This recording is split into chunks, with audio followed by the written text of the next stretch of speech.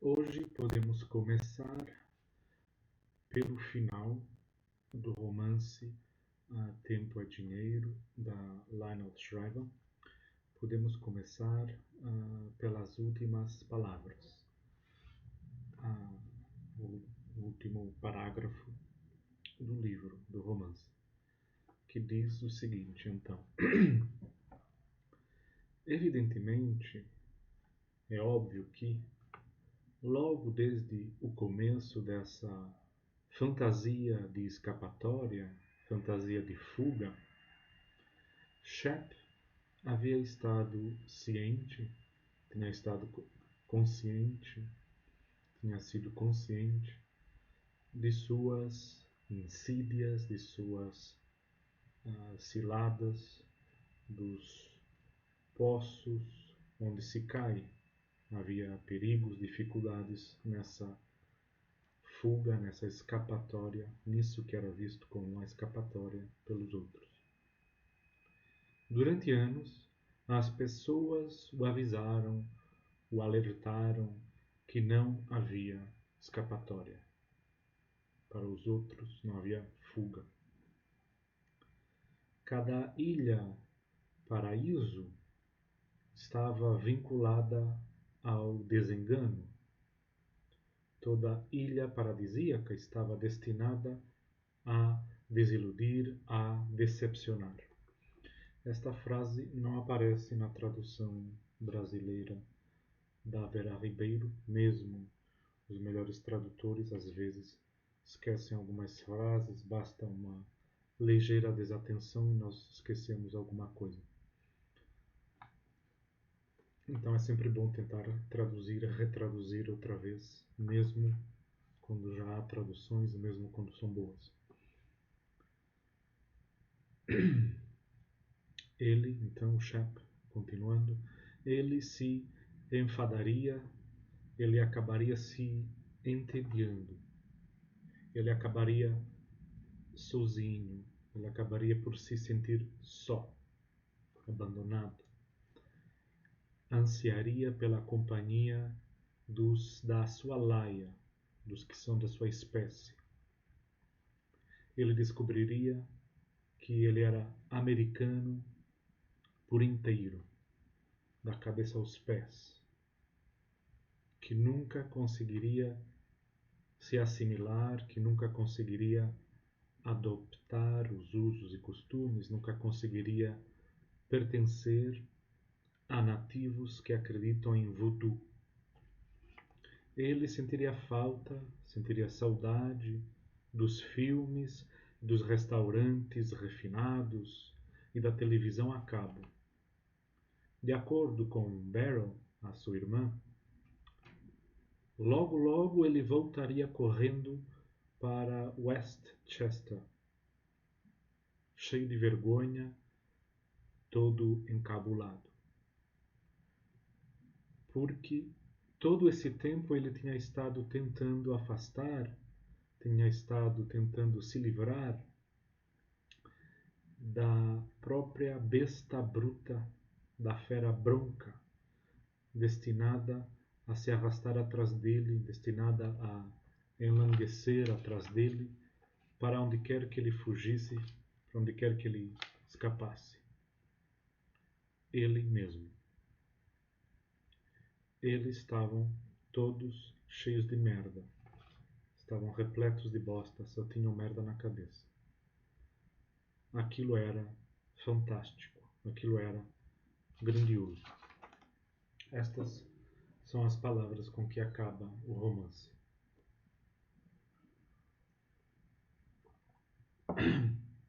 Estas palavras, e já ao longo do romance, tinha pensado nesses poemas.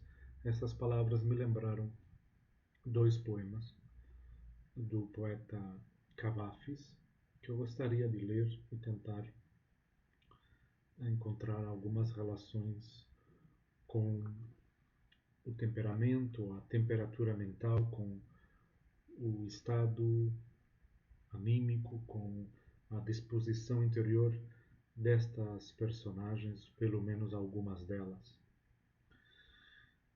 A palavra ilha, que aqui na tradução brasileira não apareceu, me fez lembrar da ilha Ítaca, do poema do Cavafis. E aqui no final, esta questão de estar destinado a trazer em si a sua própria besta, a sua própria fera, aquele animal, aquele quadrúpede que nos atormenta, que somos nós próprios.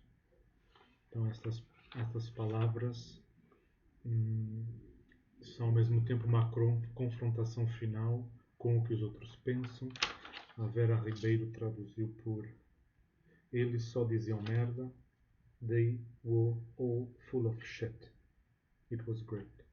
Assim termina o romance, com um contraste entre o que é que os outros diziam, ou do que é que eles estavam cheios de bosta, e um juízo final, 2 palavras, 3 palavras. Aquilo era fantástico, aquilo era muito bacana. It was great.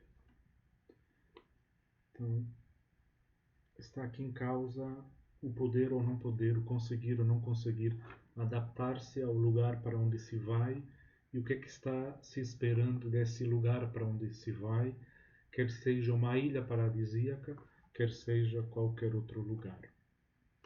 Então, tentemos encontrar alguns pontos de encontro e de desencontro com os poemas do Konstantinos Kavafis, lembrando que o romance da Lionel Shriver, Tempo é Dinheiro, So Much for That, abre com uma pergunta que o que você bota na bagagem para o resto da sua vida, o que você leva quando você vai partir. Então a própria metáfora da vida, perdão, a própria metáfora da viagem, talvez aqui seja ao mesmo tempo uma metáfora muito antiga da vida como viagem. Tentemos então encontrar algumas pontes entre os poemas do Cavafis e as palavras da Lionel Shriver, sobretudo estas palavras finais, mas também algumas outras que vamos tentar referir. Os poemas do Cavafis, um se intitula A Cidade e o outro Ítaca. Tentemos então traduzir, verter para o português estes poemas, que então na tradução resulta em qualquer coisa mais ou menos assim. Você disse: irei para outra terra, irei para outro mar. Outra cidade encontrarei, uma melhor que esta, onde cada tentativa minha está condenada de antemão, onde meu coração jaz sepultado como um morto. Até quando meu intelecto vai ficar neste marasmo? Para onde quer que eu me vire, para onde quer que eu olhe, vejo aqui as ruínas enegrecidas da minha vida, onde tantos anos passei e desperdicei e arruinei. Você não vai encontrar novas terras. Você não vai encontrar novos mares. A cidade irá atrás de você. Você vai perambular pelas mesmas ruas, vai envelhecer nos mesmos bairros e seus cabelos vão encanecer entre as mesmas paredes. Você chegará sempre a esta cidade. Para outro lugar, não fique esperando, não há barco para você, não há estrada. Tal como você desperdiçou aqui sua vida, neste lugarejo, assim você a arruinou no mundo inteiro. O poema está dividido em 2 estrofes. de algum modo há uma voz que fala consigo mesma, é um monólogo, que é um desdobramento do poeta Cavafis, em que ele se dirige a si mesmo. Você disse, eu isto, eu aquilo, e depois, de novo, é uma voz que se dirige a si mesmo, provavelmente. Então, temos aqui a ideia de não poder escapar, não ter escapatória. Talvez o Jackson, o outro personagem, se sentisse assim. Mas o Shepard talvez não se sinta assim. Neste ser-se perseguido, em que cada esforço, cada tentativa já está condenada a priori, já está escrito que isso será um fracasso.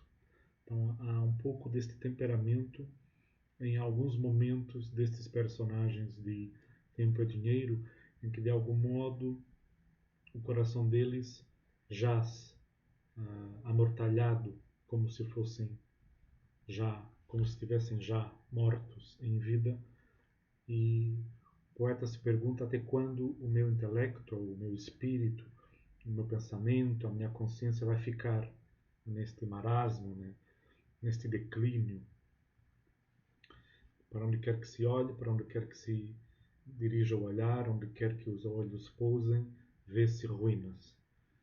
E olha-se para trás e pensa-se que se desperdiçou o tempo, que deixamos desmoronar a nossa própria vida.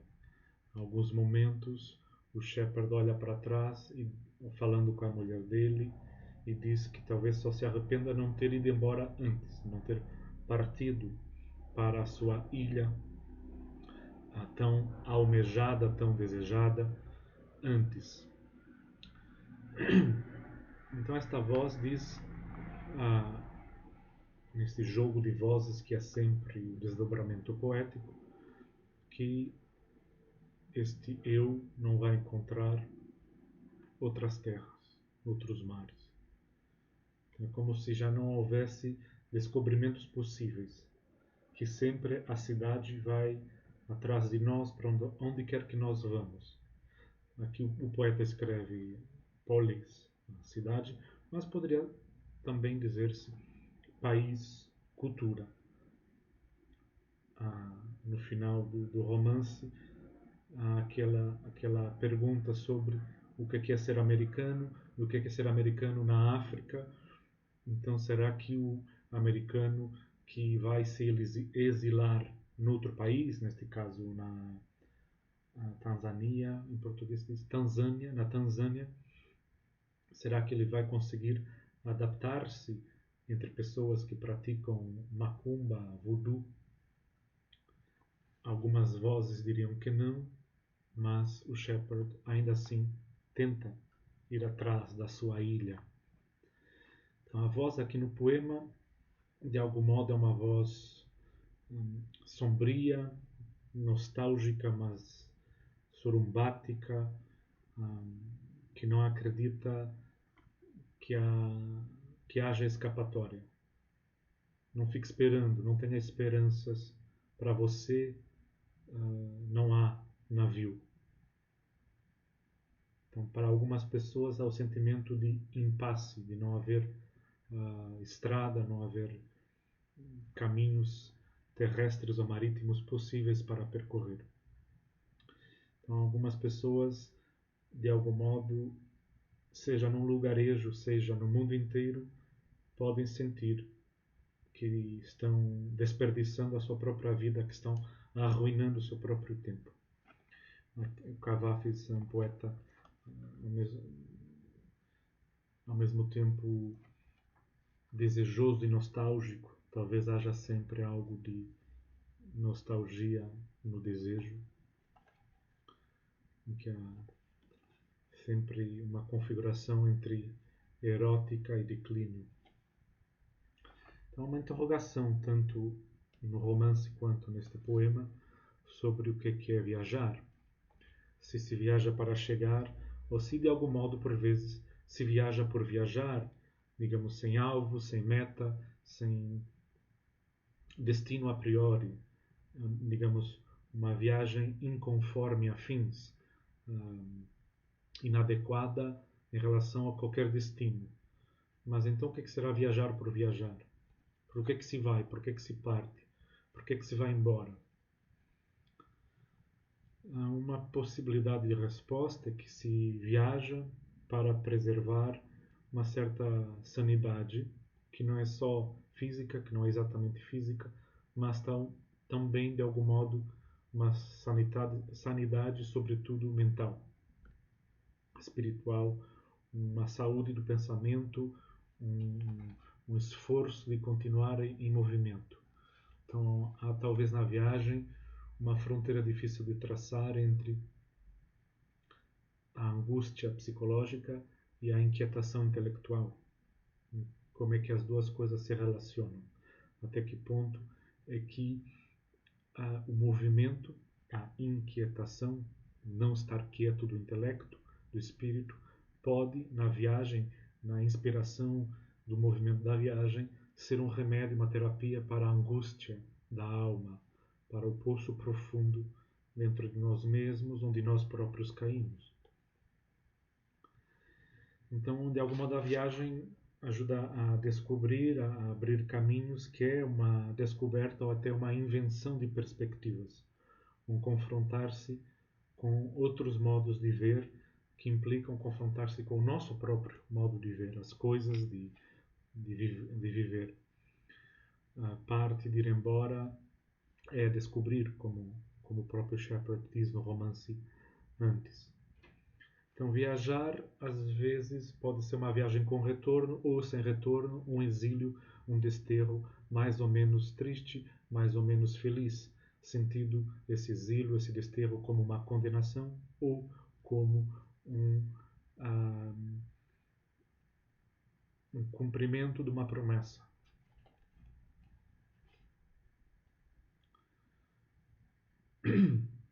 Então, de algum modo, exilar-se talvez seja um modo de viver permanentemente na viagem. O desterro talvez tenha uma glória própria, que é o estar sempre viajando. Então, por um lado, há talvez uma saúde em saber-se na viagem, em reconhecer-se como alguém sem abrigo. Quase como se o viajante se confrontasse com a condição humana enquanto condição de sem-teto, sem abrigo. O que espero não seja uma calúnia em relação às pessoas que de fato estão na rua, os moradores de rua, que talvez não se considerem a si próprios viajantes. Então, de algum modo, na viagem, sobretudo talvez na viagem a pé, na viagem sem muitos, como é que se diz, mapas já definidos, sem muitos roteiros já pré-estabelecidos, talvez se possa descobrir um certo parentesco da nossa precariedade humana com a precariedade do morador de rua. De algum modo, a viagem obriga a reconhecer em si próprio, mesmo sendo proprietário, alguma coisa de impróprio, de desapropriação, uma impossibilidade de regresso. A viagem tem um modo de outrar-se, para usar o verbo que o Fernando Pessoa utilizou, um modo de mudar de pele. E há esta tensão que só mudando de pele, só outrando-se, é que se pode ser si mesmo. Então, na viagem há sempre uma confrontação consigo mesmo. E os fantasmas, os tormentos que vão nos perseguindo por onde quer que caminhemos.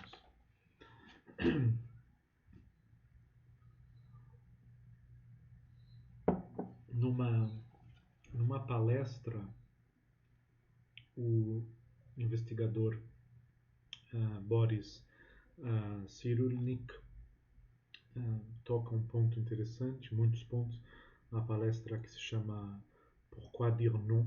Por que dizer não? Langage totalitaire et résistance, linguagem totalitária e resistência.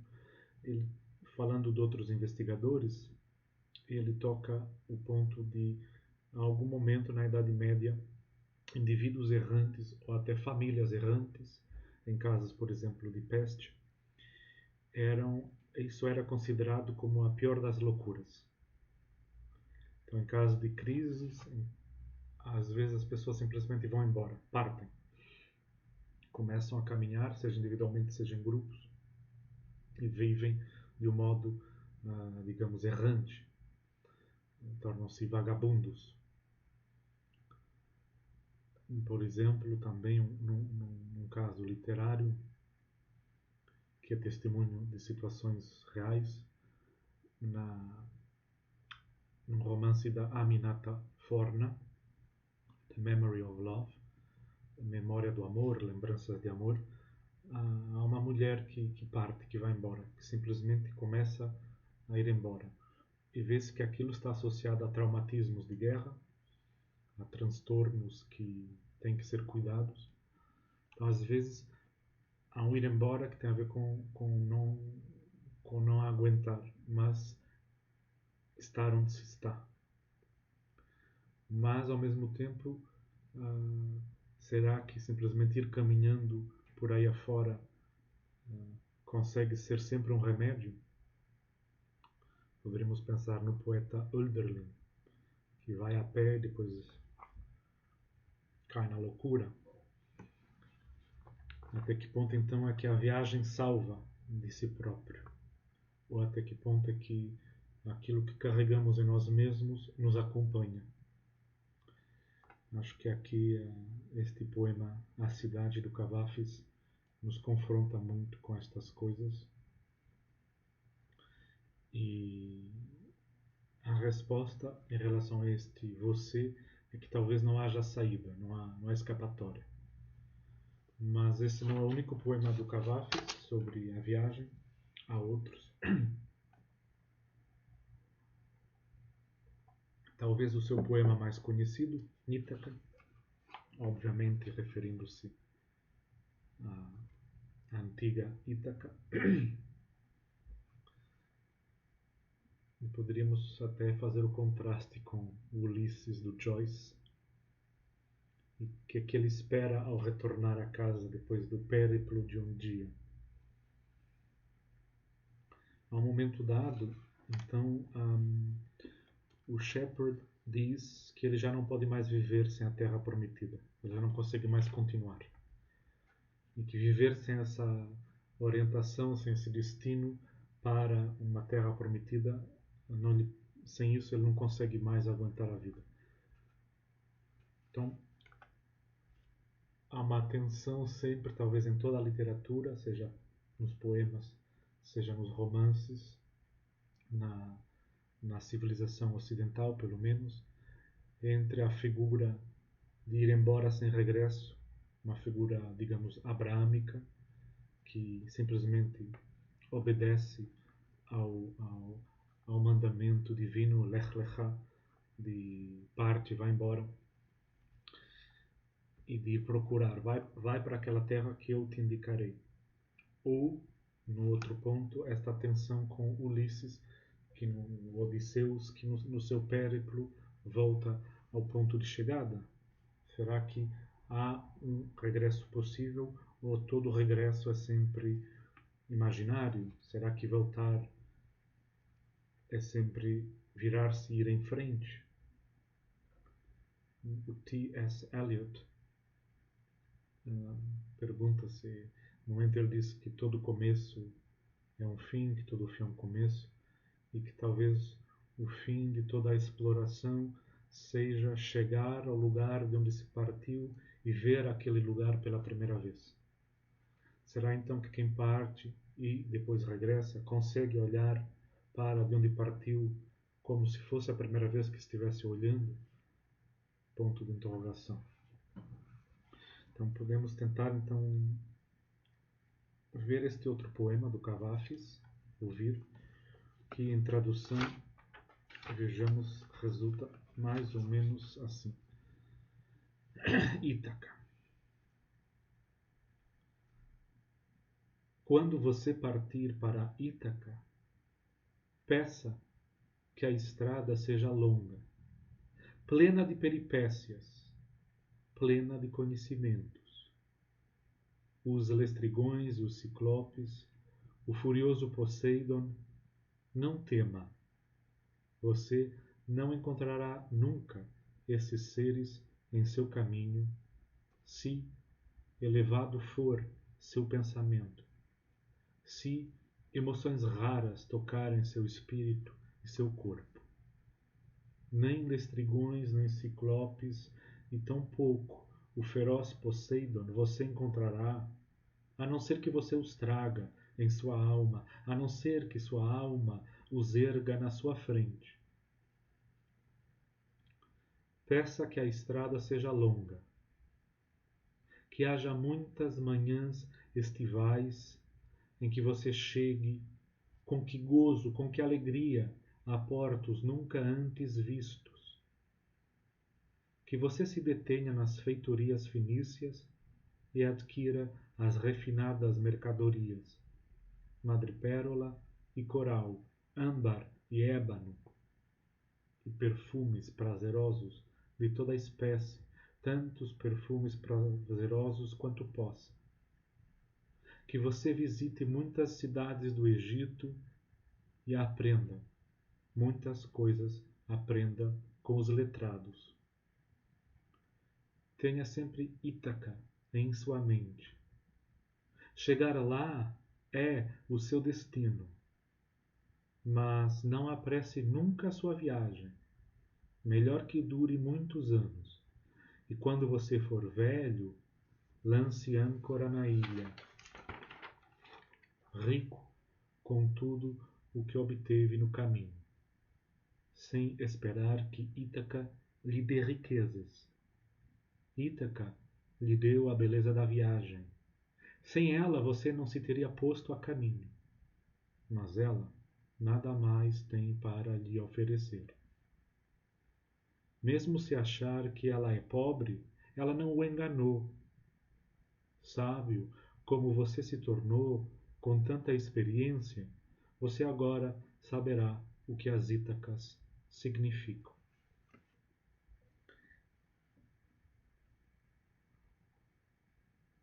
Esse então o poema mais célebre de Konstantinos Kavafis, e que serve talvez como contrapeso, contraponto,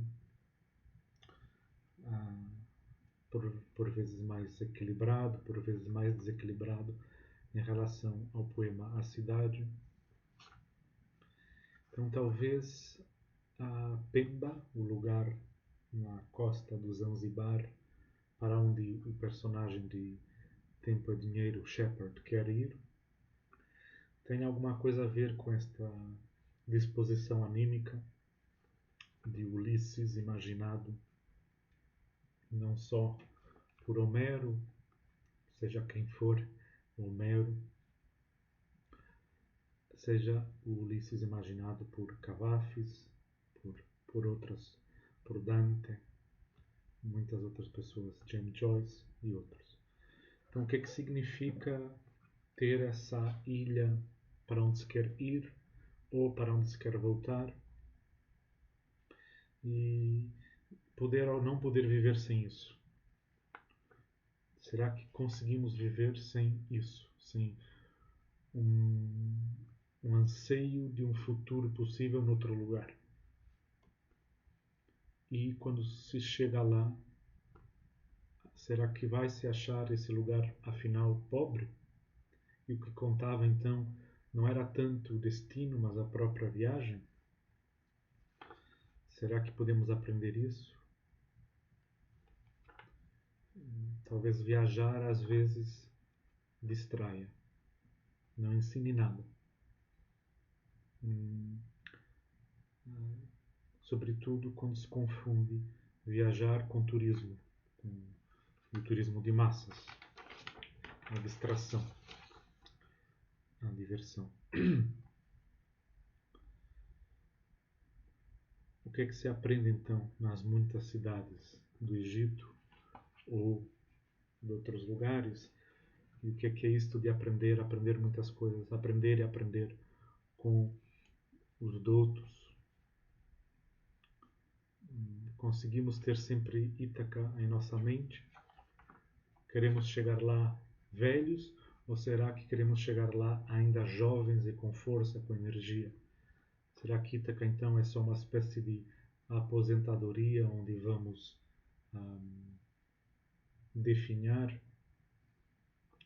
Será que é só um destino para velhos? Então, o que é uma estrada que seja longa, cheia de aventuras, cheia de saberes? E o que é que nós trazemos em nós e que botamos como muros intransponíveis à nossa frente?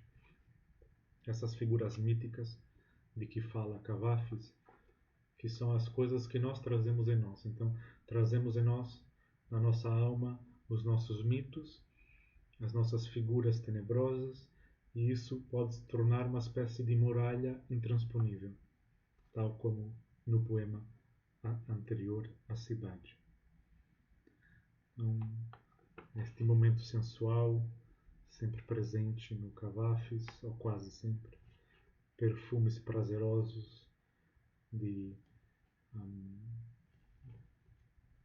colher, comprar, adquirir, obter tantos perfumes prazerosos em tanta abundância quanto se possa. Então, creio que estes dois poemas podem, eventualmente, transmitir ou captar na concentração, que é a concentração poética, nessa densidade mais apertada, mais cerrada, qualquer coisa da mentalidade, do estado de espírito de alguns destes personagens. Voltando ao livro, podemos então ver o que é isso de sentir-se chamado a ir embora e o que é que isso implica. Num outro livro da Lionel Shriver, tal como aqui, esta questão de ser americano volta. O que é ter uma certa nacionalidade quando se está noutro lugar. Na família Mandible, também na tradução também traduzido pela Vera Ribeiro, na editora Intrínseca, a um momento dado, no capítulo 4, falando de Florence, de uma das personagens, a voz da narração diz assim: ela não pensava com frequência sobre ser americana, embora isso, por si só, talvez fosse tipicamente americano. Não considerava que ser americana fosse algo formador do seu caráter, o que talvez fosse também tipicamente americano. Então, o que é ser tipicamente isto ou aquilo, e o que é que, na confrontação com a viagem ou com uma situação de crise, isso faz a nossa vida, como é que isso de ser desta ou desta nacionalidade, sentir-se pertencer a tal ou tal povo, faz a nossa perspectiva em relação às coisas. Esta crise de identidade que parece que estamos todos vivendo hoje em dia. Não sei se todos, mas muitos. De modo mais ou menos ideológico ou mais ou menos sentido. Então, de algum modo, o Shepard fica de olho sempre nessa sua Pemba, que é ao mesmo tempo talvez uma Ítaca, para onde ele quer regressar, que é um lugar da infância, que é aquele critério que ele quer retomar para avaliar a sua própria vida. Ele descobre na infância essa fonte de critério para a sua própria vida de adulto, nos verões estivais, nos momentos estivais, naqueles verões longos que o tempo da criança é um tempo sem os deveres dos adultos, e ao mesmo tempo que é uma Ítaca, é também uma terra de promissão, E o Shepard sente isso como um território proibido, porque, a pensar que a mulher dele vai morrer, ao olhar para esse lugar, para essa ilha, uma ilha que é Ítaca e é ao mesmo tempo uma terra de promissão, de algum modo isso só pode acontecer depois de um certo acontecimento. E, então a contemplação desse lugar é ao mesmo tempo intolerável e inevitável. Então, de algum modo, estar com os olhos postos no futuro pode ser ao mesmo tempo intolerável e inevitável. Como sucumbir ou não à adivinhação, para não dizer a profecia, que às vezes se confunde com querer dizer alguma coisa sobre o dia da manhã. A verdadeira profecia talvez seja sempre sobre hoje, ou até sobre ontem. Então, quando se quer ir embora, o que é que se está querendo deixar e o que é que se está querendo encontrar. O que é o modo de perguntar-se como viver. O que é uma vida ruim, o que é uma vida boa. E é um modo de perguntar-se o que é que se precisa para viver. O que é que necessitamos para viver. Também na família Mandible, no outro romance da Lionel Shriver, a família Mandible, no momento dado isso volta. São temas recorrentes. A Avery, uma das personagens, diante de o que é que se pode comprar, não pode comprar, há uma crise financeira terrível. Neste romance, o dólar perde o seu valor, desvaloriza-se, mais ainda do que já está.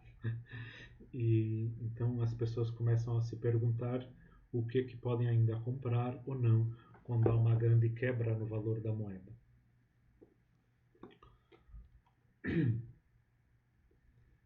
Alguns brasileiros se lembram do que foi ter chegado até a moeda atual, o que é que aconteceu.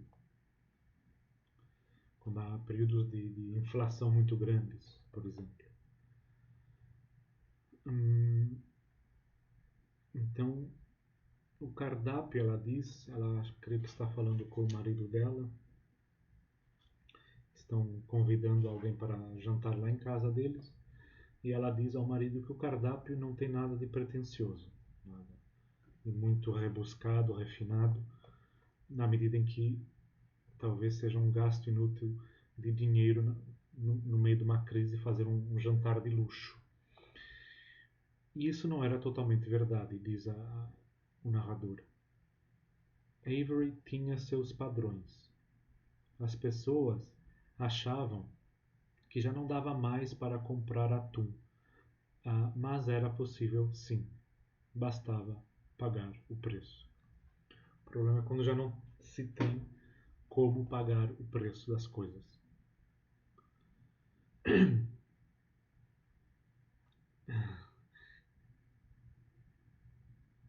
Por exemplo, a questão de onde vêm os produtos.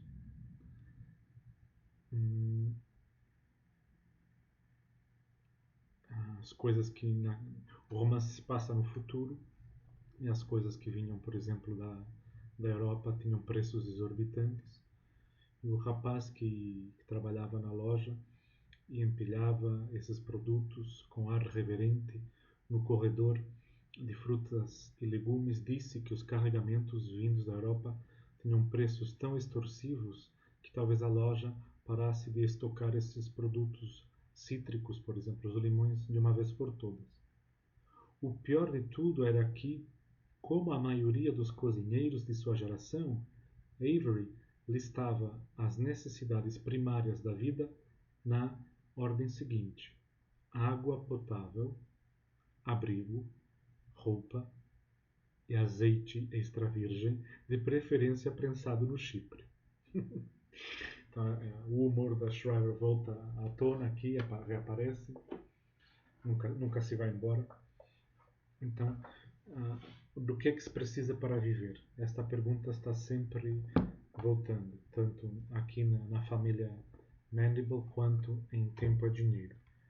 Vejamos algumas passagens onde isso aparece de modo evidente. No momento dado, Shepard está olhando para os cadernos que ele havia comprado para anotar, para fazer assim algumas anotações sobre onde ir viver. E nas lombadas dos cadernos tinham os nomes dos lugares por onde eles passaram: Goa, Laos, Puerto Escondido, Marrocos. Cada caderno estava cheio de anotações manuscritas. O preço dos produtos básicos, manteiga, pão, leite, os preços médios de casas de 2 ou 3 quartos, as leis sobre a aquisição de imóveis por estrangeiros, a confiabilidade do serviço telefônico, abastecimento de energia elétrica, o correio, depois também, mais tarde, a internet, a criminalidade, o clima e também as coisas para trabalhar com metais, porque a Glennis trabalhava com metais. Então vemos que aqui os produtos básicos não são o azeite extra virgem, como no momento irônico da família Mandible.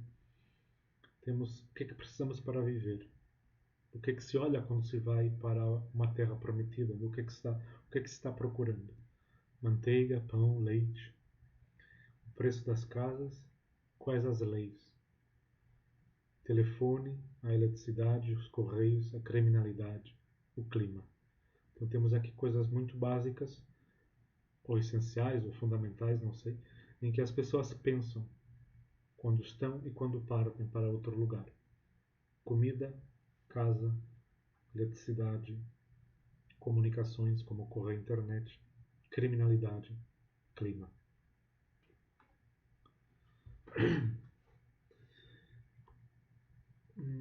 Num momento também muito engraçado, logo a seguir esta passagem, volta a questão do que é ser americano e de precisar ou não precisar de pessoas da mesma laia, da mesma espécie, quando se está no desterro, quando se vai para algum lugar. Além de anotações logísticas, essas páginas tinham várias fotos coladas. Bangalôs, à beira-mar, na cidade do Cabo, de preço anteriormente modesto.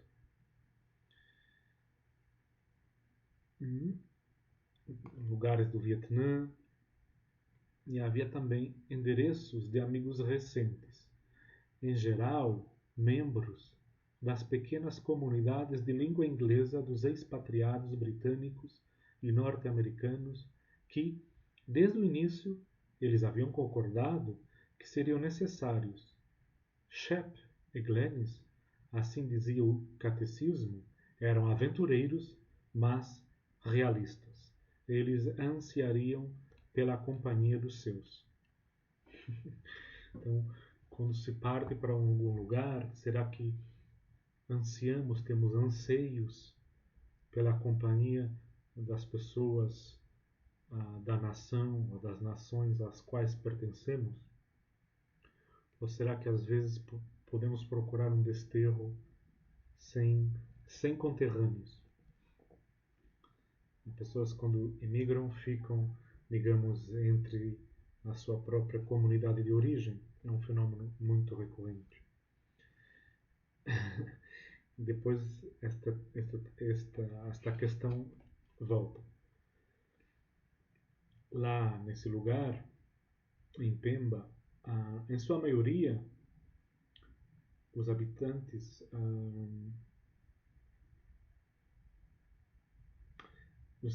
sim, estão falando dos estrangeiros. Em sua maioria, eles eram hoteleiros. Os estrangeiros residentes somavam apenas um punhado. No entanto, quanto mais a outra vida, a vida de depois, havia cozinhado em sua mente, menor era o número de sua gente, da sua laia, do seu gênero, da sua espécie, dos quais Shep imaginara precisar. Talvez apenas um único vizinho rabugento, no lugar mais à frente, na praia, bastasse para ajudá-lo a lembrar-se da palavra inglesa para carrossel, sem quebrar a cabeça. Mantendo os turistas em número reduzido, em qualquer época do ano, a ilha, por ser de acesso difícil, havia atendido a seus propósitos. Se era difícil chegar a ela, também seria difícil ser procurado nela e, igualmente difícil, ir embora. Então, a questão da língua, e talvez baste uma ou duas pessoas para continuar falando a língua materna. Mas, ao mesmo tempo, se vai para outro lugar, qual o sentido de ficar só entre aqueles que são do lugar de onde se vem? Então, a Lionel Shriver deve conhecer isso. Ela própria é imigrante. E o que é que se procura, então?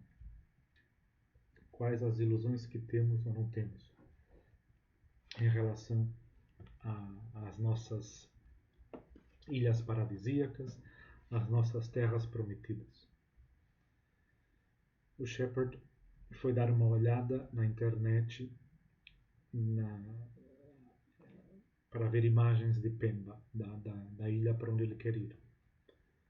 Com o ar furtivo de quem procura pornografia na internet, Shep pôs o talão de cheques de lado e estreitou na abertura da porta do escritório. Ligou o computador e procurou os links.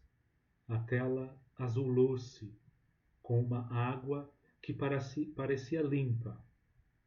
A areia era não só luminosa e fina, porém, o que era mais maravilhoso era deserta. Ele não era ingênuo no que concernia a praias. Ele não as idolatrava com a sua brancura ofuscante e implacável. Tinha plena consciência de como ficavam quentes e monótonas, da aspereza incômoda da pele depois que a água salgada secava, de como a areia se entranhava no couro cabeludo, entrava pelas frestas das lombadas dos livros e seguia o indivíduo para dentro de casa. Ele sabia das moscas. Porém, nada em morar perto de uma praia obrigava o sujeito a estacionar numa esteira em estupefação de manhã até à noite. Ao chegar à tarde, o calor diminuía, as cores se aprofundavam, e, por mais que ficasse habituado à vista, às aves, aos caranguejos correndo na maré baixa, nenhuma das paisagens daquelas fotos poderia se tornar tão entediante quanto os shoppings de Nova York. Então, o Shepard quer ir embora dos shoppings.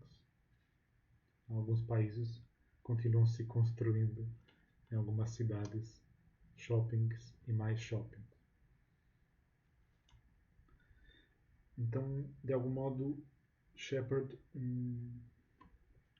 sabe dos riscos que corre, de quais são as ciladas, esses poços, esses buracos onde se cai quando se idealiza demasiado o lugar para onde se quer ir. O que já tinha aparecido no início do romance. Num dado momento, logo no início,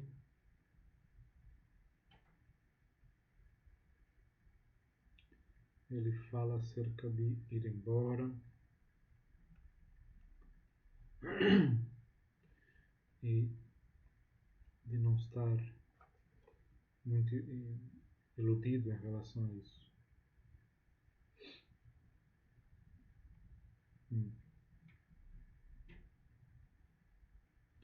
Em relação aos destinos serem ou não serem suficientemente bons. Ele diz à mulher que quando ele está querendo ir embora: você acha que estou sendo egoísta? Talvez esteja, para variar.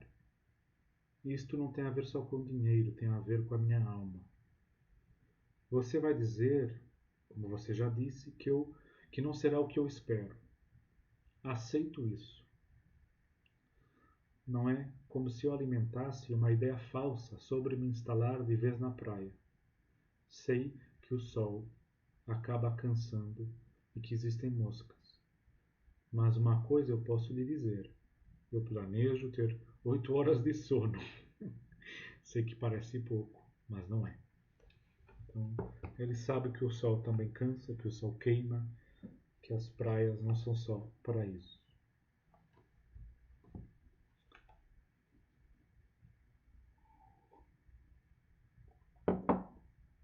Às vezes há essa ilusão de como é que vai ser o lugar, sobretudo se nunca lá tivermos estado. Ao ponto, ao ponto que o Shepard diz até ao amigo, ao Jack, que ele não viajou o suficiente.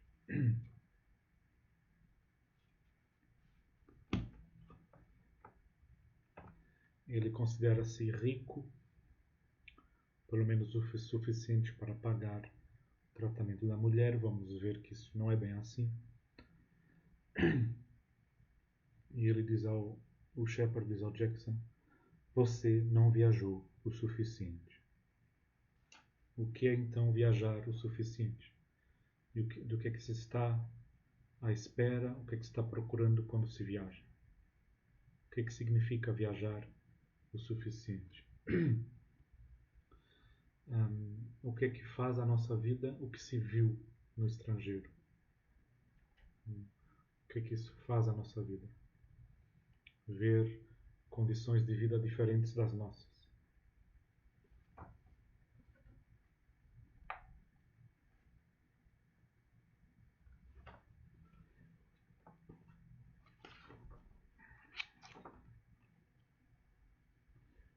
No momento do livro, isso volta a aparecer.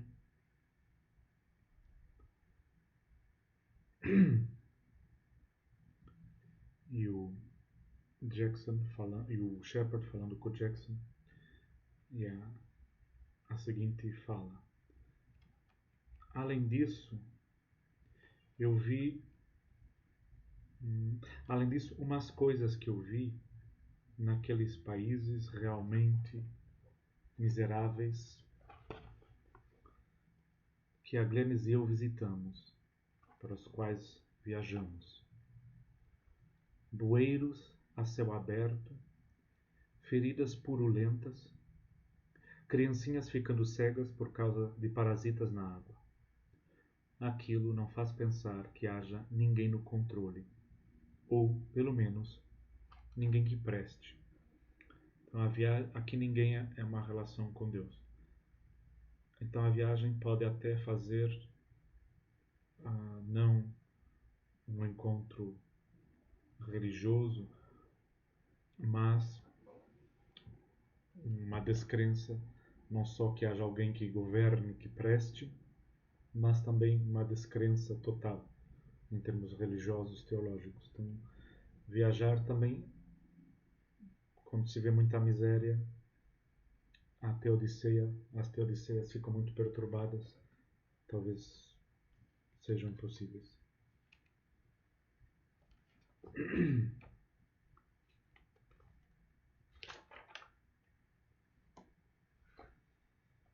E o Shepard diz, naquela discussão que ele estava tendo antes com a mulher: não me interessa o que mais eu vou fazer em Pemba, nem se vão ficar cortando a energia.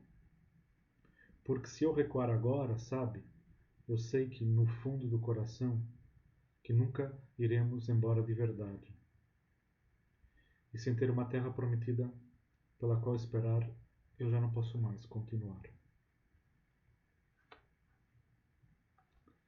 E ele diz depois: sei que vimos muita pobreza, esgotos sem tratamento correndo a céu aberto, e mães catando cascas de manga, mas eles sabem o que está errado na vida deles, e têm noção de que com uns shillings, uns pesos, umas roupinhas no bolso, as coisas podem melhorar.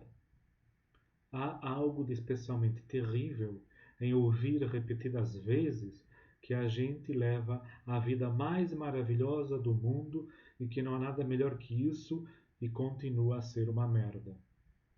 Este aqui, Estados Unidos, é tido como o melhor país do mundo.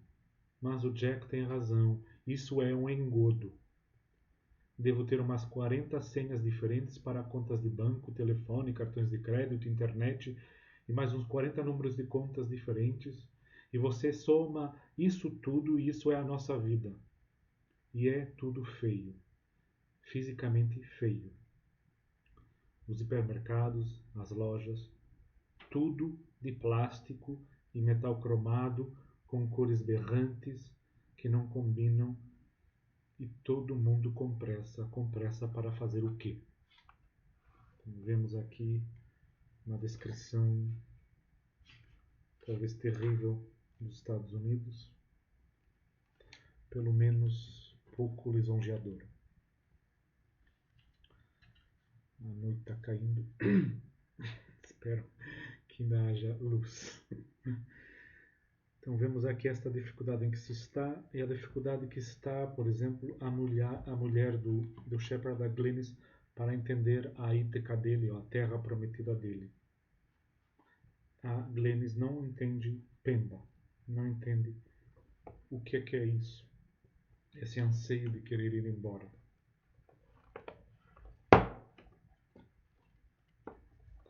Do que você precisa tanto se afastar e o que tinha esperança de encontrar. A mulher usou o tinha e não o tem, pretérito e não o presente ou o futuro.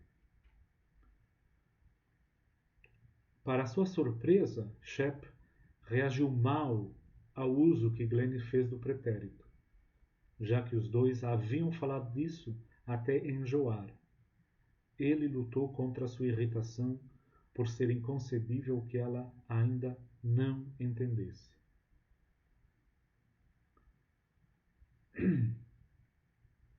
Batalhando para manter a calma, ele tentou, uma vez mais, pôr aquilo em palavras. Do que eu gostaria de me afastar? Da complexidade, da angústia, da sensação que tive durante a vida inteira de que a qualquer momento haverá alguma coisa que eu estou esquecendo, um detalhe, uma tarefa, algo que deveria estar fazendo ou que já deveria até ter feito. Essa sensação irritante com que eu acordo, com que passo o dia inteiro e com a qual eu vou me deitar.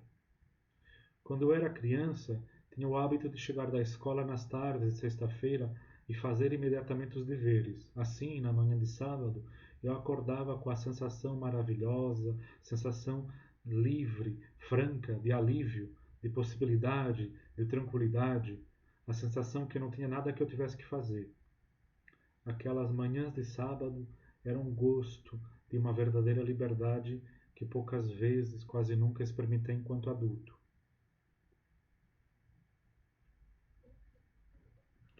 A Glennis, uma fala ou duas depois, responde: chegar a ter uma compreensão do que se quer é a tarefa mais difícil do mundo. A mim me parece que o que você sempre andou projetando para si mesmo foi uma enorme crise existencial. Aqui se toca um pouco a psicologia de pacotilha. Eu vou tentar acender a luz, porque eu já não estou enxergando direito aqui.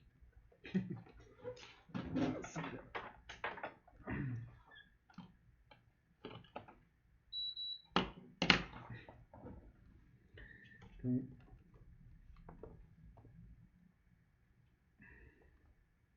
há uma incompreensão e há esta ideia de crise existencial. E nós ficamos pensando que há aqui uma espécie de psicologia de pacotilha, mas quase que inevitável. É quase inevitável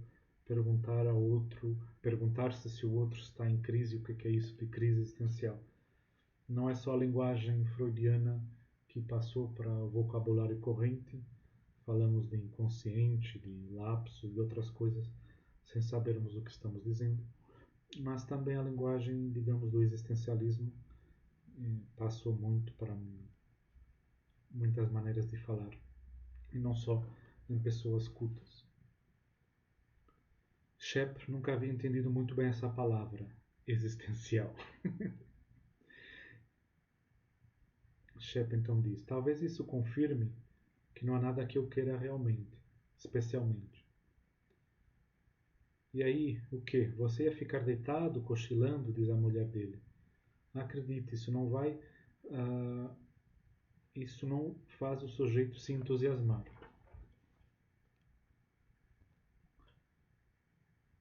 O Shep responde: você não pode sentir prazer com o seu ócio porque ele lhe foi imposto e porque você está se sentindo péssima. Logo, é o tempo de que dispomos quando nos sentimos bem que é precioso. Não estou apenas desperdiçando a minha vida em trabalhos mal feitos com painéis de gesso no Queens, num bairro de Nova York. Estou desperdiçando a minha vida saudável. Você, logo você deveria poder reconhecer como isso é injusto. Trabalhamos feitos escravos durante os poucos anos em que ainda somos capazes de sentir prazer. E aí o que sobra são os anos em que estamos velhos e doentes. Nós adoecemos no tempo que é nosso, fora do trabalho.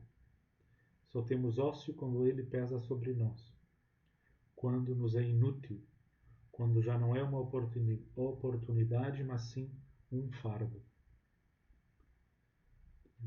Shep havia refletido mais sobre como preencher a vida de depois do que aquilo que Glennis se dava conta. Então, talvez seja um pouco esta imagem da ilha para onde queremos escapar, mais ou menos paradisíaca, ou mais ou menos infernal às vezes, que é talvez um dos lugares onde